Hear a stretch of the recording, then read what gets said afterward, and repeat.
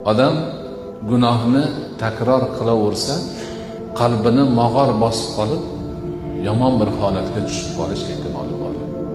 Bir odam bir gunohni qilsa, qalbiga bitta qora dog' tushadi. Qalbi oq turuvdi, bitta qora dog' tushdi. Haligi odam shoshilib, men xato qilibman deb tavba qilib, istig'for aytib, Allohdan so'rasa, qalbi yana oqarib qolishi bor. Lekin so'ramadi, yana bitta qiluvdi, haligi dog' ikkita bo'ladi. 3 ta bo'ladi, 4 ta bo'ladi, 10 ta bo'ladi, 100 ta bo'ladi, qalbi mog'or bo'lib qoladi.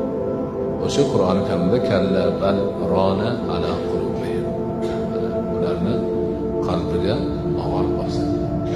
Qorayib qoldi. Endi nima bo'ladi? Endi gunoh qilsa burniga pashsha qo'shgancha ham ta'sir qilmaydi. Xudo o'zi saqlasin.